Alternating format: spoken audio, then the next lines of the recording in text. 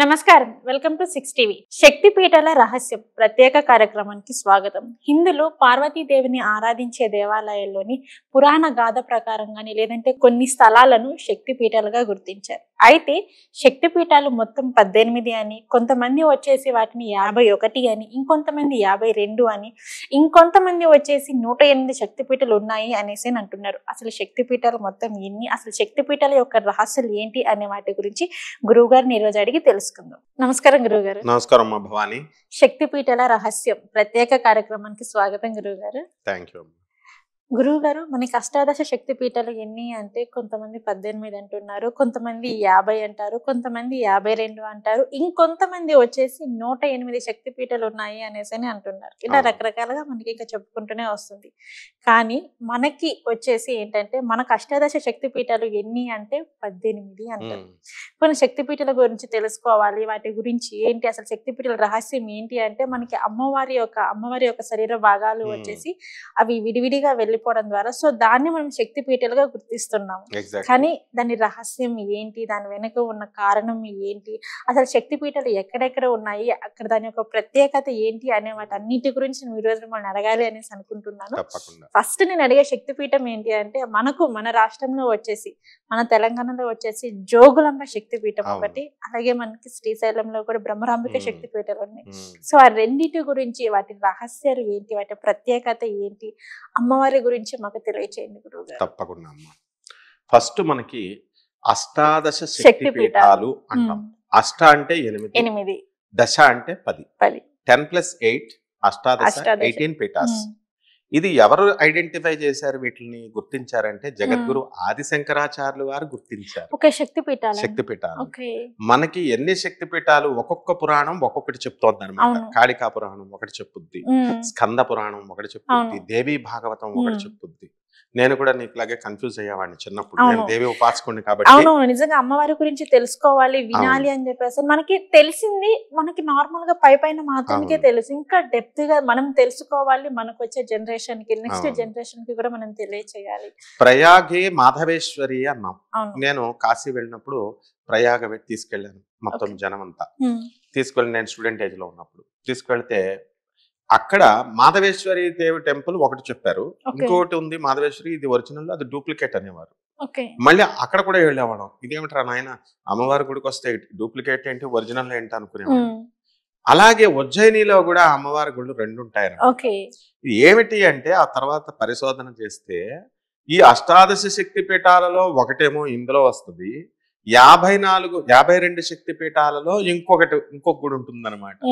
అంటే ఎన్ని ఉన్నాయంటే ఒక్కొక్క పురాణం ప్రకారం 51 అని ఒకళ్ళు చెప్తారు, ఒక పురాణం చెప్తారు 52, 64 అండ్ నెక్స్ట్ 108, ఈ విధంగా 18 ఇలా రకాలు ఉన్నాయన్నమాట. ఈ రకాలు ఉన్నప్పుడు ఈ ఇన్ని మనం చూడలేము కాబట్టి అష్టాదశ శక్తి పీఠాలను జగద్గురు ఆదిశంకరాచార్యులు వారు తమ యోగ శక్తితో స్క్రిప్ట్స్ ని చూసి ఆయన కైలాసం వెళ్ళొచ్చినటువంటి వ్యక్తి. ఆయనే సాక్షాత్ పరమేశ్వరుడు. ఆదిశంకరాచార్య డైరెక్ట్ కైలాసం వెళితే ఆయనకి 5 శివలింగాల్ని సాక్షాత్ పార్వతీ పరమేశ్వరులే ఇచ్చారు. అందులో ఒక శివలింగం మన భారతీ తీర్థ స్వాముల వారి దగ్గర ఉంటుంది. ఇప్పుడు అది ఎక్కడ, శృంగేరిలో పీఠంలో ఆయన స్థాపించిన ఇదే కాబట్టి రోజు శృంగేరిలో శారదా చంద్రమౌళీశ్వర స్వామి చేసేది ఆ శివలింగమే అన్నమాట. కాబట్టి ఆయన ఈ యొక్క శక్తి పీఠాలు ఇన్నని తీసుకొచ్చారు, ఐడెంటిఫై చేశారు. అది ఏమిటి అంటే దాని మీద అలా అష్టాదశ శక్తిపీఠ స్తుతి అని రాశారు. అందరికీ వచ్చింది అది. లంకాయాం శాంకరీదేవి, ఇది శ్రీలంకలో ఉంది. రావణాసురుడు అక్కడ గుడి కట్టాడు శాంకరీదేవి కోసం, శ్రీలంకలో ఉంది, ఇప్పటికి కూడా ఉంది. 3 గుళ్ళు ఉన్నాయి హిల్ పైన అనమాట.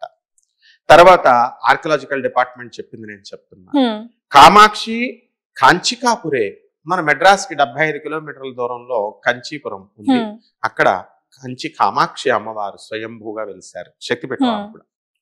అలాగే ప్రద్యుమ్నే శృంఖలాదేవి, ఈ శృంఖలాదేవి అమ్మవారు, ఆమెని హిమాచల్ ప్రదేశ్ కి ఋష్యశృంగ మహర్షి వెస్ట్ బెంగాల్లో ఉండేది. సో ఆమెని మైగ్రేట్ చేశాడు ఆయన, తీసుకువెళ్ళిపోయాడు. అది మనం నెక్స్ట్ ఎపిసోడ్స్ లో చెప్పుకుందాం. అలాగే చాముండే క్రౌంచపట్టి అనే చాముండేశ్వరి అందరికీ తెలుసు, మైసూరు, కర్ణాటక. మైసూరు. అలంపురే జోగులాంబ, మన ఆంధ్రాది స్టార్ట్ అయింది. మనకి అలంపురంలో జోగులాంబ. ఇప్పుడు మనం చెప్పుకున్నది కూడా జోగులాంబ గురించి చెప్పుకుందాం. శ్రీశైలే భ్రమరాంబికే, ఈ రెండు కూడా మనకి ఆంధ్రప్రదేశ్ లోనే చక్కగా ఉంది. శ్రీశైలే భ్రమరాంబిక. అలంపురం తెలంగాణలోకి వస్తుంది. అలంపూర్ తెలంగాణకు వస్తుంది, శ్రీశైలం. కొల్హాపురే మహాలక్ష్మి, కొల్హాపూర్ మహారాష్ట్రలో ఉన్నటువంటి దాంట్లో ఈ మహాలక్ష్మి అమ్మవారు కూడా చూసావా, మహాలక్ష్మి వేరు కాదు, ఆమె ఈ యొక్క దుర్గా. ఓకే. అండ్ మాహుర్య ఏకవీరిక అమ్మవారు మనకి మాహుర్యం అనేటటువంటి పట్టణంలో వెలిసారు. ఓకే.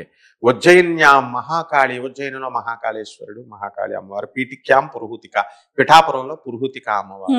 ఇలా మనకి ఓఢ్యాయాం గిరిజాదేవి, ఒరిస్సాలో గిరిజాదేవి. మాణిక్య దక్షవాటికే, దక్షవాటిక అంటే ద్రాక్షారామం, తూర్పుగోదావరి జిల్లాలో మాణిక్యాంబ అమ్మవారు వెలిసారు. హరిక్షేత్రే కామరూపాదేవి, కామాఖ్య అంటున్నాం కదా, ఆమె ప్రయాగే మాధవేశ్వరి, ప్రయాగలో మాధవేశ్వరి. జ్వాలాయాం వైష్ణవీ దేవి, జ్వాలాముఖి అమ్మవారు. గయా మాంగళ్య గౌరిక, గయలో మంగళ గౌరి అమ్మవారి యొక్క స్తన భాగాలు, పాలు భాగము అక్కడ వెళ్ళి మంగళగౌరిగా వెలిసింది.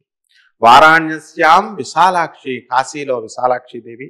కాశ్మీరేషు సరస్వతి, ఎల్ఓసి బోర్డర్ లో ఉన్నటువంటి కాశ్మీర్ బోర్డర్ లో మనకి దానికి ఉన్న దాంట్లో శారదాపీఠం అమ్మవారు ఉంది.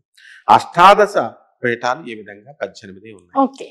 ఇక మనకి ముందుగా మనకి ఈ యొక్క జోగులాంబ అమ్మవారి గురించి చెప్పన్నావు కాబట్టి, ఈ శక్తిపీఠాలు ఎలా ఏర్పడ్డాయి అంటే, మనకి దేవతలందరూ కూడా తమ యొక్క టోటల్ ఎనర్జీని భూమి పైన కాన్సన్ట్రేట్ చేశారు. అప్పుడు ఆమె సతీదేవిగా పుట్టింది. ఎవరికి పుట్టింది? దక్షుడికి పుట్టింది. దక్షుడు బ్రహ్మ కుమారుడు. ఓకే. దక్ష ప్రజాపతి అంటాం మనందరికి, అక్కడి నుంచే మానవ ఇది స్టార్ట్ అయింది. అయితే అందరికీ తెలిసిన స్టోరీయే. ఈ సతీదేవి లవ్ మ్యారేజ్ చేసుకుంటుంది. ఎవరిని? పరమేశ్వరుని. ఇప్పుడు లవ్ మ్యారేజ్లు చేసుకునే వాళ్ళంతా కూడా ఆ కాలంలో సతీదేవే చేసుకుంది. సత్యయుగంలో, కృతయుగంలో, సృష్టి ప్రారంభంలో. ఆఫ్టర్ అదేం పెద్ద కొత్త విషయం కాదు. అప్పుడు ఈయన ఏం చేస్తాడు? దక్షుడికి ఇష్టం లేదు. శివుడి, అసలు అతను కూడా శివభక్తుడే. ఒకనొక సందర్భంలో శివుడికి యాంటీ అయ్యి ఇంకా వాళ్ళనిద్దరిని ఇన్సల్ట్ చేయడం మొదలుపెట్టి నిరీశ్వర యాగాన్ని స్టార్ట్ చేశాడు. నిరీశ్వర యాగం అంటే ఈశ్వరుడు లేకుండా అందరినీ పిలుస్తాడు. ఋషుల్ని, దేవతల్ని అందరినీ పిలుస్తాడు. త్రిమూర్తుల్ని కూడా పిలుస్తాడు, ఒక్క శివుని తప్ప. బ్రహ్మ వెళ్ళడు, విష్ణువు వెళ్ళడు. వాళ్ళు విష్ణువు, బ్రహ్మ, శివుడు వేరు వేరు కాదు కదా, వాళ్ళు మాత్రం వెళ్ళరు. మిగతా దేవతలందరూ వెళ్తారు, ఋషులందరూ వెళ్తారు. అక్కడికి వెళితే అక్కడ శివుని తిడుతుంటే కశ్యప మహర్షి ఒక్కడ మాత్రమే తిరగబడతాడు, నువ్వు చేసేది తప్పు అని. మిగతా ఋషులందరూ కూడా దొంగలే అనమాట. అంటే ఇప్పుడు ఎలాగైతే ఉదాసీనంగా సైలెంట్ గా ద్రౌపది చీరలాగేస్తుంటే భీష్ముడు సైలెంట్ ఉన్నాడు, కర్ణుడు సైలెంట్ ఉన్నాడు, అందరూ సైలెంట్ ఉన్నారు. ఒక్క పాండవులు మాత్రం ప్రతిఘటించారు. తమ భార్య అని కాదు, ఏ స్త్రీని మీరు అలా చేయకూడదని అర్జునుడు ప్రతిఘటించాడు, భీముడు ప్రతిఘటించాడు. కాబట్టి అలా కశ్యప మహర్షి ప్రతిఘటించాడు. సరే, దక్షుడు ఏం చేశాడు? ఇన్సల్ట్ చేస్తాడు. నువ్వు శ్మశానాల్లో ఉంటావు, నేను చేసేది ఇక్కడ హోమం, ఇది దేవతల హోమము. ఆ హోమంలో నువ్వు మైలపడి ఉన్నవాడు నీ భర్త, అతన్ని ముట్టుకుని శ్మశానం మీ ఇల్లు, మైలపడి ఉన్నారు, అటువంటి వాళ్ళు, మీరు ఇదంతా అపవిత్రమవుతుందని ఇలా ఇష్టం వచ్చినట్టు అంటాడు. బూడిద రాసుకుంటాడు, పాములు రాసుకుంటాడు. మీ హస్బెండ్ స్నానం చేయడు, పరమేశ్వరుడు వాసన వస్తాడు, ఇలా రకరకాలన్నమాట. అయితే అప్పుడు ఈ అందరూ కూడా స్త్రీలందరికీ ముందు పెళ్ళయ్యే ముందు గౌరీ వ్రతం ఎందుకు చేయిస్తారు? శివుడు అందగాడు కాదు, శివుడు స్నానం చేయడు, శివుడు శ్మశానంలో ఉంటాడు, ఇలాగా చెప్తారు. షిరిడి సాయిబాబాని కూడా అంటారు, స్నానం చేయడు, మాసిపోయిన బట్టలు వేసుకుంటాడు, చిరిగిపోయిన వస్త్రాలు. ఇవన్నీ మానవ సంబంధమైన మ్యాటర్స్ లా మాట్లాడతారు, చూసొచ్చినట్టు. అసలు శివుడు అంతటి అందగాడే లేడు. ఆయన శివుడు కాశీ పట్టణంలో వెళ్తుంటే బ్రాహ్మణ పత్నులు భర్తలతో పడుకున్న వాళ్ళంతా కూడా వాళ్ళు లేచి శివుడు వెనకాల వెళ్ళిపోయేవారు. ఏంటి? శివుడు అంటే వీళ్ళంతా ఋషులు అనమాట. అలాగే శ్రీకృష్ణ పరమాత్మ అంతా అందగాడే లేడు. ఆయన వెళుతుంటే ఫ్లూట్ వాయిస్తుంటే 16,000 మంది గోపికలు వీళ్ళంతా ఆయన కూడా పోయేవారు. ఏమిట్రా అంటే వాళ్ళంతా ఋషులన్న జ్ఞానం ఈ ప్రజలకు తెలియదు, పామర జనానికి తెలియదు. అలా ఈ ఈ యొక్క పరమేశ్వరుని అలా నిందించేసరికి ఆమె తట్టుకోలేక ఈ శరీరాన్ని వదిలేయాలనుకొని చెప్పి చితాగ్నిని బొటనవేలుతో ఇలా అగ్నిని సృష్టించుకొని కాలిపోతుంది. కాలిపోయిన తర్వాత ఆమె బాడీని శివుడు పైన వేసుకొని వెళ్తాడు. శవతాండవం చేస్తూ పాపం తాను he is reminiscing his days he spent with goddess Parvati, goddess సతి.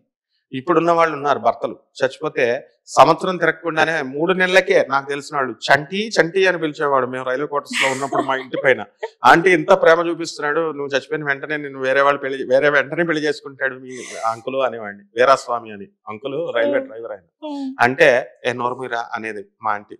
నిజంగానే చచ్చిపోయిన తర్వాత 3వ నెలకి ఆయన రిటైర్ అయిన తర్వాత కూడా పెళ్లి చేసేసుకున్నాడు, చిన్న బాబును కూడా పుట్టించేశాడు. ఇటువంటి మహానుభావులు మనవాళ్ళు. పరమేశ్వరుడు అసలు పెళ్లే చేసుకోకుండా వైరాగైపోయి తిరిగేస్తున్నాడు విశ్వం అంతా. తిరిగేస్తుంటే అప్పుడు దేవతలంతా వెళ్ళి శరణ వేడితే విష్ణువుని, మళ్ళీ అమ్మవారు భవానీ అంటే నువ్వే అనమాట. ఆ భవానీ వచ్చి ఆజ్ఞాపిస్తుంది, నువ్వు వెళ్ళి కట్ చెయ్యి నీ శరీర పార్ట్స్ ని అని. అప్పుడు విష్ణు చక్రంతో సుదర్శన చక్రంతో పార్ట్స్ అన్ని కట్ చేస్తే జుట్టంతా ఒక చోట, పళ్ళు ఒక చోట, ఇలా అన్ని రకాల భాగాలు పడి శక్తిపీఠాలుగా ఏర్పడ్డాయి. అందులో పళ్ళు పడిన చోట మనకి జోగులాంబ అమ్మవారు అన్నమాట. అందువలన జోగులాంబని ఎలా డిఫైన్ చేశామంటే అమ్మవారిని లంబస్తనీం వికృతాక్షీం ఘోర రూపాం మహాబలాం ప్రేతాసన సమారూఢాం జోగులాంబాం నమామ్యహం అని చెప్పి వర్ణిస్తారు. అంటే స్తనాలు పెద్ద పెద్ద స్తనాలు ఉంటాయి. రాక్షస స్వరూపిణి, పిశాచ స్వరూపిణి అనమాట. మహాకాళి, పంచమహాకాళికల్లో ఒకటి జోగులాంబ. వీళ్ళంతా ఇప్పుడు ఫ్యాషన్ కి బిజినెస్ మాఫియా తయారైందని చెప్పాను కదా, ఈ స్పిరిచువల్ మాఫియా. వీళ్ళంతా కామాఖ్య మాట్లాడితే, లేకపోతే ఇంకొకడేమో వారాహి, ఇంకొకడు ప్రత్యంగిర అని చెప్తున్నారు కదా, వీళ్ళు అక్కడ తీసుకుపోతున్నారు. అసలు పంచకాళికల్లో ఎక్కడుంది అలంపురం జోగులాంబలో. వీళ్ళు అక్కడికి వెళ్ళి మనం అమ్మవారిని దర్శనం చేసుకుంటే చాలు, ఈ బాధలన్నీ పోతాయి. పిశాచ బాధలు, రోగాలు, చేతబళ్ళు అన్నీ పోతాయి అనమాట. ఏవైతే ఏవి బాధలు, సమస్త కోరికలు వీళ్ళు డిఫైన్ చేస్తున్నారు కదా, అక్కడికి వెళితే మీరు కోటీశ్వరులు అయిపోతారు. ఇవన్నీ జోగులాంబ చేయగలదు. లంబస్తని అంటే స్తనాలు అంతలా పెద్దగా ఉండి, వికృతాక్షి ఆమె కళ్ళు ఇలా గుడ్లు బయటకు వచ్చేసినట్లు భయంకరమైన రూపం. ఆ రాక్షసుల గుండెలు హడిలిపోయేవారు అనమాట. ఆ తర్వాత ఘోర రూపం, మహాకాళి రూపం కదా, ఆ మహాఘోరంగా ఉంటుంది రూపం. తర్వాత మహాబలం, అస్సలు మామూలు బలం కాదు, శివుడినే విసిరావతల పడేస్తుంది. తర్వాత ప్రేతాసన సమారూఢం, ప్రేతాసనం అంటే శవం పైన నుంచుంటుంది, ఆసనం కూర్చుంటుంది, నుంచుంటుంది ఆమె ఇష్టం శవం పైన. సమారూఢం జోగులాంబాం నమామ్యహం. అటువంటి జోగులాంబ తల్లి మనకి తెలంగాణలో, మనకి తుంగభద్ర నది పక్కన ఒడ్డున, మనకి అలంపురం గ్రామంలో, మనకి హైదరాబాద్కి చాలా దగ్గరలో, కర్నూలు టౌన్ కి ఒక 18-15 కిలోమీటర్ల 12 కిలోమీటర్ల దూరంలో వెలిసింది అమ్మవారు. ఆ అమ్మవారు బహమనీ సుల్తాన్లు వచ్చి 1320వ శతాబ్దంలో దాన్ని పడగొట్టేశారు అమ్మవారి గుడిని. వీళ్ళ పని అదే కదా. అయితే ఆ మూల విరాట్ని ఏం చేయలేకపోయారు. అప్పుడు ఆ గ్రామ ప్రజలంతా కూడా దాచారు అమ్మవారిని. ఆ తుంగభద్ర నది నీటిలో పడేశారు దాన్ని. అక్కడ తీసిన తర్వాత ఆ అమ్మవారిని తీసి 2005లో మళ్ళీ పునర్నిర్మాణం చేశారు. ఆ యొక్క ఎవరి ఆధ్వర్యంలో, మా గురువు గారు అయినటువంటి భారతీ తీర్థ స్వామి శారదా శృంగేరి పీఠం, ఆయన జగద్గురువులు కాబట్టి ఆయన ఆధ్వర్యంలో వెళ్ళినటువంటి వేద పండితులతో నేను వెళ్ళాను, మా గురువులతో పాటు దత్తాత్రేయ శర్మ గారు. అది ఒక 5 సంవత్సరాలు బాలాలయం దాచారు. కన్స్ట్రక్షన్ చాలా సంవత్సరాలు పట్టింది. అక్కడ అప్పుడు ఏం చేస్తారంటే అమ్మవారిలో ఉన్నటువంటి ఆ గణాలన్నింటిని, కళలన్నింటిని తీసి ఒక కలశంలోకి ప్రవేశపెట్టి, ఆ కలశాన్ని ఇప్పుడు అమ్మవారు ఉన్న చోట పెట్టి భక్తులకి అది మాత్రమే దర్శనం. ఈ మూల విరాట్ని దాచేస్తారు, గుడ్డ కట్టేసి దాచేసి. కన్స్ట్రక్షన్ అయిన తర్వాత 2005లో ఓపెన్ చేశారు. అయితే ఓపెన్ అయిన తర్వాత ఇప్పుడు ఆ అమ్మవారిని ఇక్కడ ప్రతిష్ఠ చేశారన్నమాట. అందువలన జోగులాంబ అమ్మవారి యొక్క శక్తి అనంతమైనటువంటి, పంచమహాకాళికల్లో ఒకటే ఆమె. కాబట్టి ఎవరైతే చేతబళ్ళు చేశారు, నాకు దుష్ట శక్తులు ఉన్నాయండి, దెయ్యాలు మాట్లాడుతున్నాయండి, ఇలా రకరకాల ప్రాబ్లమ్స్ తో ఉన్నవాళ్ళు, వాళ్ళంతా కూడా అమ్మవారి దగ్గరికి వెళితే అమ్మవారి యొక్క దర్శన మాత్రం చేత, అమ్మవారి యొక్క నామం జపమాత్రం చేత క్లియర్ అయిపోతాయి అవన్నీ. కరెక్ట్ గురువు గారు. మనకి చెప్పారు మొత్తం 18 శక్తిపీఠాలు అని చెప్పేసి. అందులో మన రాష్ట్రం తెలంగాణలో వచ్చేసి జోగులాంబ అమ్మవారి ఉంటుంది. సో దాని యొక్క ప్రత్యేకత ఏంటి? అక్కడ దాగి ఉన్న ఎవరికి తెలియని రహస్యాలు ఏమైనా ఉన్నాయంటారు? ఖచ్చితంగా ఉన్నాయి. ఓకే. ప్రతి శక్తిపీఠానికి ఖచ్చితంగా కొన్ని రహస్యాలు ఉంటాయి. అవును. ఆ జోగులాంబ అమ్మవారు కేవలము శత్రు పీడను పోగొట్టేటటువంటి దేవత. ఓకే. సో పూర్వం అరుణాసురుడు అనేటటువంటి ఇదే అప్లై అవుతుంది అనమాట భ్రమరాంబ కూడా, అమ్మవారికి కూడా. అక్కడ ఏమవుతుందంటే లెజెండరీస్ ప్రకారము ఒక్కొక్క పురాణ కథ ఉంటుంది. అరుణాసురుడు అనేటటువంటి ఒక రాక్షసుడు ఉండేవాడు. ఆ రాక్షసుడు ఏం చేసేవాడంటే ఆదిపరాశక్తి యొక్క మంత్రాన్ని జపం చేస్తున్నాడు, మహాకాళి మంత్రాన్ని. ఓం క్రీం క్రీం క్రీం హూం హూం హ్రీం హ్రీం దక్షిణే కాళికే క్రీం క్రీం క్రీం హూం హూం హ్రీం హ్రీం హుం ఫట స్వాహ. ఇది మంత్రం, మూల మంత్రం. ఇది చెప్పకూడదు కానీ కొంతమంది భక్తులు చేసుకుంటారని మనం చెప్పేస్తున్నాం. సో ఆ మంత్ర జపంతో అరుణాసురుడు చేస్తుంటే మొత్తం ఈ ప్రపంచాన్నంతటినీ కూడా పాలించాడు ఆయన. పాలించి ఇక అతనికి తిరుగు లేదు. తిరుగు లేకపోతే దేవతలకు భయం పట్టుకుంటుంది. ఇప్పుడు ఎవరు తపస్సు చేసినా, నువ్వు నేను తపస్సు మొదలు పెట్టామనుకో, ఫస్ట్ షేక్ అయిపోయేది ఇంద్రుడు అనమాట. ఎందుకు భయపడిపోతాడు, అమ్మో నా ఇంద్ర పదవి సీట్ కోసం తపస్సు చేస్తున్నాడేమో అని ఈ డెమిగాడ్స్, ఈ వరుణుడు యముడు వీళ్ళందరినీ ఈ అష్టదిక్పాలకులందరినీ పంపిస్తాడు భూమి మీదకి. వెళ్ళండి ఆయన, డిస్టర్బ్ చేసి వచ్చేయండి అని. అలా చెప్తే దేవతలు ప్లాన్ వేస్తారు. ఏమని, వీడిని మామూలుగా మార్చలేము, అమ్మవారిని వెళ్ళి చంపే అమ్మవాడిని. అంటే వాడు ఏం తప్పు చేస్తున్నాడు, వాడు లోకకంటకుడు అయ్యాడు కరెక్టే, కానీ వాడు ఏ తప్పు అతను చేయడం లేదు. కానీ ఒకటి చేస్తున్నాడు, నా మంత్రాన్ని గాయత్రి రూపంలో శ్రీశైల భ్రమరాంబికకేమో గాయత్రి రూపంలో చేశాడు ఇంకో అరుణాసురుడు అనే రాక్షసుడు. ఇక్కడ జోగులాంబ మంత్రాన్ని జపిస్తున్నాడు. కాబట్టి మీరు వెళ్ళి ఆ మంత్రాన్ని కనుక ఆపించేస్తే ఎవరైనా ఏమైనా చేయగలరు. మీరు ఆ మంత్రాన్ని ఎప్పుడు కూడా ఎవరు ఆపనంత వరకు అతనికి చావే లేదు అని అంటుంది. ఆయన ఏం వరాలు కొనుక్కున్నాడు, ద్విపాద అంటే మనుషుల చేతిలో, చతుష్పాద అంటే 4 కాళ్ళు ఉన్నటువంటి చేతుల్లో, జంతువుల చేతుల్లో, క్రిమికీటకాదుల చేతుల్లో చావు లేదని కోరుకున్నాడు. అటువంటి సమయంలో ఇక్కడ ఏమవుతుందంటే చక్కగా ఈ వీళ్ళ దేవతలు ఏం చేస్తారు, దేవతల గురువు అయినటువంటి బృహస్పతిని పట్టుకుంటారు. పట్టుకొని ఆయన దగ్గరికి పంపిస్తాడు. వెళ్తాడు అరుణాసురుడికి. ఇదేమిటి, సాక్షాత్ దేవతల గురువే వచ్చేసాడు ఏంటి నా దగ్గరికి అని చెప్పి అరుణాసురుడు స్టన్ అయిపోతాడు. అప్పుడు దేవతల గురువు అంటే ఏంటి, బృహస్పతి అంటే పాదరసం. అంటే తెలివితేటలు ఉన్న వాళ్ళకి అబ్బా నీకేంటి నీ బుర్ర పాదరసం అంటాం. ఆయన ఏమంటాడు, నువ్వు నేను ఇద్దరం ఒకే అమ్మవారిని పూజిస్తున్నాం జోగులాంబని, అటువంటిప్పుడు మన ఇద్దరం కలవడంలో తప్పేముంది నాయన అంటాడు. ఛీ, ఈ దేవతలు అంతా కూడా జోగులాంబను పూజిస్తున్నారా, అయితే నేను ఆ జోగులాంబను మానేస్తాను. అంటే ఎనిమిటీ అనమాట వీడికి దేవతలతో. వాళ్ళు చేసిన పని నేను చేయకూడదు, వాళ్ళు పూజించిన దేవత నేను పూజించకూడదు అని అహంకరించాడు. అహంకరించినప్పుడు అమ్మవారికి పూజ మానేశాడు. ఇక అమ్మవారిని జపించడం మానేశాడు, శక్తిహీనుడైపోయాడు. ఎప్పుడైతే మనము ఎవరి మీద మనం దేవుడి పూజ నేను పూజ చేయనండి అని స్టైల్ గా చెప్తాం మనం. నేను ఏ పూజలంటే నాకు ఇష్టం ఉండదండి, నేను పూజ చేయనండి. శక్తిహీనులై రసహీనులై చచ్చిపోయేటప్పుడు అవయవాలు 50 సంవత్సరాలకే కొన్ని ఆర్గన్స్ అవుట్ అయిపోతాయి. అలా స్టెప్ బై స్టెప్ ఒక్కొక్క ఆర్గన్ తీసేస్తున్నాడు. అంటే దేవుడు అర్థం ఏంటి, you're going near to death అని చెప్తున్నాడు. అవయవాలు పోతే మొదట అవయవం పోయినప్పుడు బుద్ధి తెచ్చుకొని అయ్యో నేను అమ్మవారిని పూజ చేసుకోవాలన్న జ్ఞానం తెచ్చుకోకుండా అదేదో పెద్ద ఫ్యాషన్ మా పిల్లలు పూజ చేయరండి, స్తోత్రాలు చదవరండి అంటారు. దేవుడు అంటే స్తోత్రాలు చదవమని పూజలు చేయమని కాదు. అక్కడ డివైన్ కాన్షియస్నెస్ ని రియలైజ్ చేయడం, తెలుసుకోవడం, నిన్ను నువ్వు తెలుసుకోవడం. రమణ మహర్షులు వారు అరుణాచలంలో అదే చెప్పారు. అండ్ అది లేకుండా నేను కిట్టి పార్టీస్కి వెళ్తాను, ఈ ఫంక్షన్స్కి వెళ్తాను అని అంటే మనం లాస్ట్కి క్లైమాక్స్ అలా అయిపోతుంది. సో అప్పుడు ఈ యొక్క అమ్మవారు ఏం చేస్తుంది, వీడు అహంకారంతో పూజలు మానేశాడుగా, జపం మానేశాడు. అప్పుడు అమ్మవారు వీడిని వధిస్తుంది. వాడు ఇక వికృత కార్యక్రమాలు చేస్తున్నప్పుడు అమ్మవారు వధిస్తుంది. ఈ విధంగా జోగులాంబ అమ్మవారి చుట్టూ నువ్వు కనుక అలంపురం గుళ్ళో చూస్తే చుట్టూ నీళ్లు పారేలాగా ట్యాంక్ పెడతారు. ఇది వరకు బావి ఉండేదనమాట. ఆ బావిలో ఈ అమ్మవారి విగ్రహాన్ని బావిలో పడేశారు కాబట్టి, అంటే తుంగభద్ర నదిలో ఇప్పుడు కూడా లోకల్ స్టోరీస్ చాలా తక్కువ మందికే తెలుసు అనమాట. అక్కడ పడేశారు కాబట్టి ఆ అమ్మవారిని తీసుకొచ్చి నీటిలో నుంచి తెచ్చారు కాబట్టి చుట్టూ జలం నీరు పెడతారు. అంతేకాకుండా పంచమహాకాళికల్లో ఒకటైనటువంటి ఈ అమ్మవారు ఉగ్రస్వరూపంతో ఉంటుంది కాబట్టి ఆమెను చల్లార్చడానికి, చల్లబరచడానికి ఈ యొక్క నీళ్లను పెడతామన్నమాట. ఈ అమ్మవారిని మరి ఈ ఇప్పుడు కూడా ఒరిజినల్గా అక్కడ మాణిక్యాంబ బాలబ్రహ్మేశ్వర స్వామి గుడిలో ఆ లోపల మాణిక్యాంబ మాత ఉంటుందన్నమాట. ఆ లోపల గుహలో దాస్తారు. ఆ ఒరిజినల్ ప్లేస్ని చూడొచ్చు. ఆ బహమనీ సుల్తానులు వచ్చి పడవేసినప్పుడు ఈ దేవాలయాన్ని డిస్ట్రాయ్ చేసినప్పుడు ఆ అమ్మవారి విగ్రహాన్ని లోపల దాస్తారు.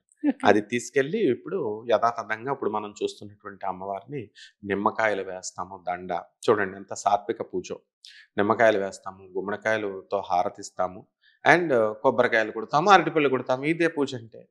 దీనికి వీళ్ళు కలర్స్ ఇచ్చేసి ఈ పూజ ఇవి పెట్టాలా, అవి పెట్టాలా, కౌలాచారం, వామాచారం అని చెప్పి ఇట్లాగా జడిపిస్తున్నారనమాట. ఆదిశంకరులు అంటే ఏంటి? సాక్షాత్ పరమేశ్వరుడు వచ్చి ఈ ఒక్క దక్షిణాచారం తప్ప మిగతావన్నీ కండెమ్ చేసినప్పుడు తాంత్రిక సాధనలతో కూడా, మనం తంత్రం అంటే ఏంటో తెలియదు, తాంత్రికల్లా చెప్తారనమాట వీళ్ళు. అవంతా ఖండం చేసినప్పుడు చేయకూడదు, ఎందుకంటే సాక్షాత్ ఆయన పరమేశ్వరుడు ఆదిశంకరుడు వచ్చి చెప్పాడండి.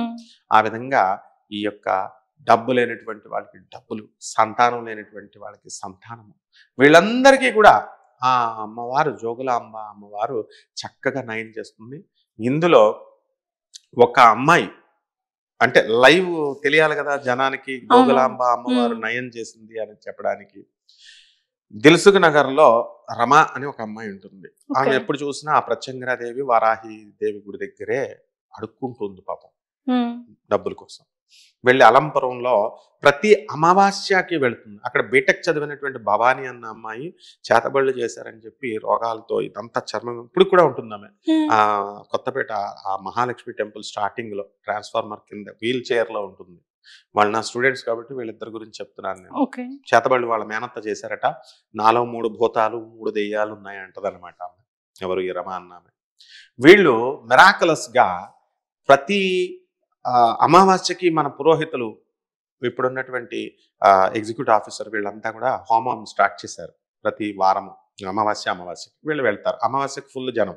గాణగాపురం ఏమో పౌర్ణమికి ఫుల్ జనం, దత్తాత్రేయుడు గాణగాపురం జనం. వీళ్ళంతా అమావాస్యకేమో బ్యాచ్లు వెళ్ళిపోతారనమాట. అలా కొన్ని రోజులు వెళ్ళిన తర్వాత, కొన్ని వారాలు వెళ్ళిన తర్వాత ఆ అమ్మాయి పూర్తిగా నయమైపోయింది. కాబట్టి అక్కడికి ఎవరిని అడిగినా చెప్తారు. ప్రత్యంగర వారాహి గుళ్ళకి వెళ్ళి అక్కడ మునిపల్లి శ్రీనివాస్ అని చెప్పేసి ఉంటాడు సెక్రటరీ ప్రత్యంగర గుడికి. అలాగే ములుగు మల్లికార్జునరావు ఇంకొక పక్క గుడి, కొత్తపేట మహాలక్ష్మీదేవి గుడిలో వీళ్ళందరినీ చైర్మన్లను అడిగితే వాళ్ళు చెప్తారు. ప్రత్యక్ష సాక్ష్యం అన్నమాట నేను చెప్పేది. కాబట్టి ఈ విధంగా ఈ యొక్క అమ్మవారు జోగులాంబ అమ్మవారు అత్యంత శక్తివంతమైనటువంటి దేవతమ్మ.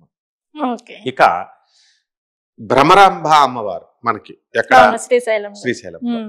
అది ఎంత శక్తివంతమైనటువంటి. భ్రమరము అంటే ఏంటంటే ఒక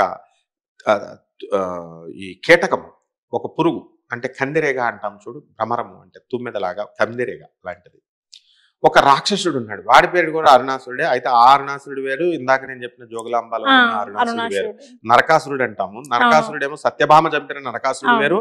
కామాఖ్య టెంపుల్లో నరకుడు అనేటటువంటి వాడు పార్వతీదేవిని, కామాఖ్య అమ్మవారిని పెళ్లి చేసుకోవడం కోసం అప్పుడు ట్రై చేస్తుంటే పార్వతీదేవి ఏమని చేస్తుందంటే కామాఖ్యాదేవి, అయితే నువ్వు ఈ నీలగిరి ఆ హీల్స్ నుంచి ఆ టెంపుల్ కి మెట్లు కట్టంటుంది. మెట్లు ఎప్పుడు కోడి కూర్చే లోపల కట్టేసేయాలి, పూర్తి చేసేయాలి తెల్లవారి లోపల, లేకపోతే ఇంక నీకు పెళ్లి చేసుకోని అంటున్నాడు. వాడు పూర్తి చేసేయబోతున్నాడు. ఈ లోపల అమ్మవారు ఏం చేస్తుందంటే కన్నింగ్ గా, అమ్మవారు కూడా కన్నింగ్ అనమాట, ఒక కోడిని సృష్టించి అక్కడ అరిపించేసి వాడిని మోసం చేస్తుంది.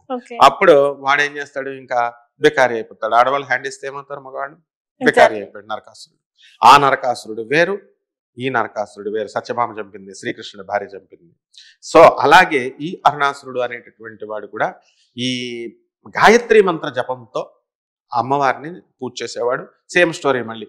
ఈ దేవతలేమో బృహస్పతిని పంపిస్తారు, గాయత్రి మంత్ర జపంతో నేను చేస్తున్నాను, నువ్వు చేయడం లేదు, నేను చేయనని చెప్పేసి అతను మానేస్తాడు. అప్పుడు భ్రమర రూపంలో వేలాది కోట్లాది భ్రమరాలను సృష్టించి ఆ అరుణాసురుడు అనేటటువంటి రాక్షసుడిని చంపేసింది. ఇది ఒక స్టోరీ. రెండో స్టోరీ ఏంటంటే, అక్కడే ఈ శ్రీశైలానికి దగ్గరలో ఒక ఊరుంది. ఆ ఊరిలో ఏమైంది, చంద్రగుప్తుడు అనేటటువంటి మహారాజు పరిపాలించేవాడు. అతనికి 12 సంవత్సరాలు బయటికి వెళ్ళిపోయాడు శత్రురాజులను జయిస్తూ. ఆ వచ్చిన తర్వాత ఆయన కూతురు చిన్న పిల్లప్పుడే వెళ్ళిపోయాడు. ఆ కూతురు చాలా సౌందర్యవతి, శివుడి అంశతో పుట్టింది, శివుడి అనుగ్రహంతో పుట్టింది. అటువంటి ఆమెను వీడు వచ్చేసరికి రూపలావణ్యాలు బ్రహ్మాండంగా కనబడ్డాయి. కనబడేసరికి కూతుర్ని కామిస్తాడు వీడు. కూతుర్ని కామిస్తే ఇది తప్పు నాయన అని చెప్పి ఆ చుట్టుపక్కల వాళ్ళంతా చెప్తారు. వినకపోతే ఆ అమ్మాయి చంద్రమతి, ఆ అమ్మాయి ఏం చేస్తుందంటే శ్రీశైలం పారిపోయి పరమేశ్వరుడి దగ్గర ఆ తపస్సు చేసి పరమేశ్వరుడు ప్రత్యక్షం అవుతాడు. ప్రత్యక్షమైన తర్వాత ఏమని అడుగుతుందంటే, ఈ మల్లికార్జునపురం, ఆ ఊరు పేరు మల్లికార్జునుడు అనే పేరు ఎందుకే వచ్చిందనమాట. ఎలా చెప్తున్నా, ఆ అమ్మాయి ఆ మల్లికార్జునపురం అనేటటువంటి ఊరు నుంచి వచ్చింది. ఆ ఊరిని దగ్ధం చేయమంటుంది, తన తండ్రిని శిక్షించమంటుంది. అప్పుడు పరమేశ్వరుడు ఏం చేస్తాడంటే ఆ ఊరిని దగ్ధం చేస్తాడు. చేసి భ్రమర కీటక న్యాయము అని ఒక న్యాయం ఉంటుంది, అది పండితులకు మాత్రమే తెలుసు. ఆ భ్రమర కీటక న్యాయంతో ఈ అమ్మాయిని అంబాస్వరూపంగా అమ్మవారిగా మార్చి ఆ అమ్మవారుని భ్రమరాంబగా మార్చాడనమాట. ఇప్పుడు వెలిసినటువంటి ఆమె మల్లికార్జునుడు పెళ్లి చేసుకున్నాడు ఆ అమ్మాయిని, ఆమె భ్రమరాంబాదేవి. కాబట్టి ఈ విధంగా అంటే ఆమెనికి దేవతా స్వరూపాన్ని ఇచ్చి తనలో ఐక్యం చేసుకున్నాడు అనమాట. ఆ విధంగా ఈ యొక్క శ్రీశైలానికి ఇది రెండో కథ. మూడో కథ, శ్రీశైలము అని పేరు ఎలా వచ్చింది అంటే, శైలద అని ఒక మహర్షి ఉన్నాడు, శైలద. ఆయనకి 2 కుమారులు ఉన్నారు, నందికేశ్వరుడు అని చెప్పి. మనం శివుడికి పూజ చేస్తాం కదా, ఆ నందికేశ్వరుడే అనమాట. ఆ తర్వాత ఇంకొక కొడుకున్నాడు. ఈ నందికేశ్వరుడు ఏం చేస్తాడంటే తపస్సు చేసి ప్రమదఘనాధిపత్యాన్ని, శివుని యొక్క వాహనత్వాన్ని వరాలుగా అడుగుతాడు. అడిగితే శివుడు గ్రాంటెడ్ అన్నాడు, ఇచ్చేసాడు. ఈ రెండవ వ్యక్తి ఏమని అడిగాడంటే, మరి నేను తప్పకుండా నా పేరు ఉండాలండి, నేను శైలం కింద మారిపోతాను, శిలగా మారిపోతాను. శ్రీ అనేది ఆయన పేరు. కాబట్టి ఈ కొండంతా ఎప్పుడున్నా సరే ఆ శ్రీశైలం అని పేరు నా ముందు ఉండాల అని పెట్టి వరం కొడుతాడు. అంటే ఆ చంద్ర తారార్కం ఇంకా ఎప్పటికైనా సరే అది ఉన్నంత వరకు ఆ శ్రీశైలం పేరు శ్రీ అనే వస్తుంది. శ్రీశైలం అంటే కొండ అని. అలాగే ఈ యొక్క భ్రమరాంబిక అమ్మవారు అక్కడ వెలిసింది కదా, ఆమె 2వ ద్వాదశ జ్యోతిర్లింగము, 6వ శక్తిపీఠం అది. దానికి ఉన్నటువంటి గొప్పతనం ఏంటంటే, అక్కడ శ్రీశైల శిఖర దర్శన మాత్రేనా పునర్జన్మ న విద్యతే అని చెప్పబడింది శాస్త్రం. అంటే శ్రీశైల శిఖరాన్ని ఎవరైతే చూస్తారో, ఒక్కసారి చూస్తారో వాళ్ళకి పునర్జన్మ ఉండదు, అంటే మళ్ళీ జన్మ ఉండదు. మనం వెళ్ళి ట్రై చేసుకోవచ్చు, మనకు కనబడదు ఆ శిఖరం. ఎవరికైతే ఆ యోగ్యత ప్రాప్తము ఉంటుందో వాళ్ళకి మాత్రమే కనబడుతుంది శిఖరం. శిఖరం అంటే ఈ యొక్క గోపురం, గాలి గోపురం పైన ఉంటుంది కదా శిఖరం, పైన టాప్, దానిపైన అనమాట. అది ఎవరికి కనిపించదు అంటే ఆ హైట్ చూస్తే మనకి పునర్జన్మ నా విద్యతే శాస్త్రం. కాబట్టి నేను చెప్తాను, లాల్ బహదూర్ శాస్త్రి గారు ఫ్లైట్ లో వచ్చారు, ఫ్లైట్ పేలిపోయింది, శిఖరాన్ని చూశాడు, మోక్షం వచ్చేసింది. లాల్ బహదూర్ శాస్త్రి గారు, జవహర్ లాల్ నెహ్రూ గారు కూడా వచ్చారని అంటారు ఇవన్నీ. ఆయన కూడా మాయమైపోయింది ఫ్లైట్. కాబట్టి నల్లమల్ల అడవులు. కాబట్టి ఈ ఇద్దరిని ఎందుకు చెప్తారు? ఇప్పుడు ఊరికినే మరి లాల్ బహదూర్ శాస్త్రిని, జవహర్ లాల్ నెహ్రూని ఎందుకు చెప్తారు? బోల్డ్ మంది చచ్చిపోయారు కదా అడవుల్లో, వాళ్ళకి దర్శనం అయిందంట. నెక్స్ట్ రెండవది, ఇక ఈ శ్రీశైలం గురించి పార్వతీదేవి ఏం చేస్తుందంటే, కైలాసంలో ఉంటూ ఈ సేమ్ వాతావరణం, ఇప్పుడు అందరూ మీరంతా కూడా మ్యారేజెస్ అయిన తర్వాత హనీమూన్కి వెళదాం, మ్యారేజెస్ అయిపోయిన తర్వాత 2 పిల్లలు పుట్టిన తర్వాత ట్రిప్స్కి వెళదాం, అంతేగాని పేద ప్రజలకు సేవ చేద్దాం, మనం అనాథ పిల్లలకి సేవ చేద్దాం, ముసలి వాళ్ళకి వార్ధక్యం సేవ చేద్దాం, మన సొంత అత్తగారులకి, మన సొంత తల్లిదండ్రులకి సేవ చేద్దామని ఏ కప్పులు ఇప్పుడు అడగరు. ట్రిప్స్ వెళదాం అన్నట్టు పార్వతీదేవి కూడా అప్పుడు ట్రిప్ అడిగింది అనమాట. ఫారిన్ ట్రిప్లు ఇప్పుడు ఎలాగా వెళ్తున్నారు అని. అక్కడ ఎన్విరాన్మెంట్ చాలా సూపర్ గా ఉండాలా, కండిషన్స్ మళ్ళీ ఇక్కడ ఎలా ఉండాలంటే సేమ్ కైలాసం లాగా ఉండాలా అని అడిగింది. అడిగితే పాపం పెళ్ళాం అడిగితే ఏం చేస్తాడు, అప్పులు చేసి ఫారిన్ ట్రిప్స్ ఎలా తీసుకెళ్తాడో అలాగా ఇక్కడ ఒక క్రియేట్ చేశాడు, నల్లమల్ల అడవుల్ని క్రియేట్ చేసి పరమేశ్వరుడు అక్కడికి తీసుకొస్తాడు. ఆహ్లాదకరమైనటువంటి చక్కటి ఈ యొక్క వాతావరణం. ఇక్కడ ఇందాక నేను చెప్పినటువంటి కథలో ఆ చంద్రగుప్తుడిని కూతుర్ని కామించాడు కాబట్టి వాడిని ఏం చేశాడు, పాతాళ గంగ అని ఉంటుంది మనకి, పచ్చబండ చేసి అందులో పడేశాడు పాతాళ గంగలో. అందుకనే ఆ నీళ్లు పచ్చగా ఉంటాయి ఇప్పటికీ కూడా, అందుకే పచ్చగా ఉంటాయి. ఇదే స్టోరీ లింక్. కామాంధుడైనటువంటి తండ్రిని వాడిని చంద్రగుప్తుడిని తీసుకువెళ్ళి అందులో పడేశాడు. పడేస్తే ఆ పచ్చబండ అయిందనమాట. ఈ విధంగా మనకి ఇవన్నీ లెజెండ్స్, మైథాలజికల్ స్టోరీస్ కాదు, ఇవంతా ఇతిహాసాలు, చరిత్ర చెప్పేటటువంటివి. కాబట్టి వీళ్ళేదో రీసెర్చ్ చేసేసినట్టు, వీళ్ళేదో ఎంఎస్సి జియాలజీ చదివేసినట్టు, ఆర్కియలాజికల్ డిపార్ట్మెంట్లు చేసేసినట్టు ఈ నాస్తికులంతా అవేంటి ఎప్పుడో పురాణాలు, కుక్కటి పురాణాలు అంటారు. ఇవేమి కుక్కటి పురాణాలు కాదు. నీకు ఇంకొక ఆశ్చర్యకరమైన విషయం చెప్తాను. కామాఖ్యాదేవి మనకి అంబుభూష అని ఒక ఉత్సవం జరుగుతుంది ఆషాఢ మాసంలో. అక్కడ ఆడవాళ్ళు ఏ విధంగా అయితే మెన్సెస్ అవుతారో 3 రోజులు, ఆ విధంగా ఆ 7వ తేదీ నుంచి ఆషాఢ మాసంలో 7 నుంచి 10వ తేదీ వరకు ఆ గుడి మూసేస్తారు ఆ 3 రోజులు. అక్కడ రక్తము ఎర్రగా నదంతా అయిపోతుంది. ఆ నది బ్రహ్మపుత్ర నది. ఆషాఢ మాసంలో సేమ్ అదే డేట్స్ లలోనే మొత్తం రెడ్ గా అయిపోతుంది, రెడ్ గా అయిపోతుంది. అయితే సైంటిస్టులు వెళ్ళారు, టీములు. సైంటిస్టులు అంటే ఎవరో కాదు, ప్రొఫెసర్లు. నేను యూనివర్సిటీ ప్రొఫెసర్ని కాబట్టి ఐఐటి మెడ్రాస్ లో చదివిన వాడిని. ఆర్కియలాజికల్ డిపార్ట్మెంట్ ఇప్పుడు బెజవాడ కనకదుర్గమ్మ దేవస్థానంలో ఆ తాళపత్ర గ్రంథాలు ఇవి అవి అని మా గురువు గారు దత్తాత్రేయ శర్మ గారు ఆ ఈవోలు మేము చూసినప్పుడు అవన్నీ నేను ఉండేవాడిని చిన్నప్పటి నుంచి కూడా, కాబట్టి అవన్నీ తెలుసు. ఈ బ్రహ్మపుత్ర నదికి ఈ సైంటిస్టులు వెళ్ళి అక్కడ ఎందుకు అవుతుంది అని రీసెర్చ్ చేశారు. అక్కడ ఎర్ర సాయిల్ ఉంది, రెడ్ సాయిల్. అస్సాం అంతా కూడా గౌహతి ఉన్న ప్లేస్. ఆ రెడ్ సాయిల్ లో ఐరన్ ఉంటుంది, ఫెర్రస్. ఆ ఐరన్ ఎప్పుడు కూడా తుప్పు పెడితే ఏ కలర్ వస్తుంది, బూడిద, రెడిష్ బ్రౌన్ కలర్ వస్తుంది. మేమంతా సైన్స్ చదివాం కాబట్టి కూడా ఐడియా ఉంటుంది. ఆ రెడిష్ బ్రౌన్ గా, అందుకని ఆ ఐరన్ డిపాజిట్స్ అక్కడ ఉన్నాయి కాబట్టి అక్కడ వస్తుందా అని పరిశోధన చేశారు. వస్తుంది అన్నప్పుడు ఆ 3 రోజులే ఎందుకు వస్తుంది, సంవత్సరం అంతా రావాలిగా. రెండవ క్వశ్చన్, సిన్నాబార్ అని మెర్క్యూరీ డిపాజిట్స్ అంటారు. మెర్క్యూరీ ఫెర్మిసైడ్. ఇది అక్కడ ఏమవుతుంది, అక్కడ కూడా రెడ్ కలర్ లో ఈ అలాయిస్ అనమాట, ఆ రెడ్ కలర్ లో రావాలి. కానీ ఖచ్చితంగా తంత్ర చూడామణిలో అమ్మవారు కాళికా పురాణంలో తంత్ర శాస్త్రంలో తంత్ర చూడామణిలో క్లియర్ గా డేట్స్ ఇచ్చింది. 7వ తేదీ 10వ తేదీకి మాత్రమే అవుతుంది అని. ఆ తంత్ర శాస్త్రంలో ఉన్నటువంటివి ఇది టాలీ అయింది. కాబట్టి అమ్మవారికి గుడి ఎందుకు మూసేస్తారంటే రెస్ట్ తీసుకోవడానికి కోసం. ఆ అమ్మవారు మెన్సెస్ టైంలో ఆడవాళ్ళని డిస్టర్బ్ చేయకూడదు. ఆ మాత్రం ఇంగిత జ్ఞానం కూడా ఇప్పుడున్నటువంటి భర్తలకి ఈ పిల్లలకి లేదు. పిల్లలంటే చిన్న పిల్లలు అనుకో, భర్తలకు ఉండాలి కదా. అప్పుడు మూడీగా డిప్రెషన్ లో ఉంటారు. వాళ్ళ మానాన్ని వాళ్ళు పడుతున్నారని వదలకుండా వీళ్ళు అప్పుడే డిస్కషన్స్ పెట్టి ఫైటింగ్లు చేసుకుంటారు. సో అమ్మవారికి ఏం చేశారు, చక్కగా అందులో వదిలేస్తే రెస్ట్ తీసుకుంటుంది అమ్మవారు అండ్ ఫ్రీ మైండ్ తో ఉంటుంది అని ఆ 3 రోజులు అమ్మవారిని వదిలేస్తారు. అలాగా ఈ శక్తి పీఠాలు అనేటటువంటి చరిత్ర మనకి ఈ ప్రతి దానికి. నెక్స్ట్ ఇంకొకటి, అమ్మవారి స్వరూపమే లేదు ఒకటి, ఒక శక్తిపీఠం. ఏమిటి ఆ శక్తిపీఠం అంటే అద్భుతంగా ఉంటుంది అది. అసలు అక్కడ డోలాని అలోపి దేవి మందిర్ ప్రయాగరాజ్ ఉత్తరప్రదేశ్ లో ఉంది, ప్రయోగపీఠం. అక్కడ అసలు అమ్మవారి గుడి ఉంటుంది. అక్కడ దేవుడు ఉన్నాడు, విగ్రహం ఉండదు. సతీదేవి డిసపియర్డ్, అన్ని పార్ట్స్ కట్ చేసేస్తే విగ్రహం అక్కడ లేదు. మరి ఎలా ఢోలీని పల్లకీని మనం ఊరేగిస్తాం. ఎలాగా అంటే అలా అమ్మా భవానీ, ఇప్పుడు నువ్వు భవానీ అమ్మవారి లాగా ఉన్నావు, నువ్వు వెళ్ళి కూర్చోడమే అక్కడ.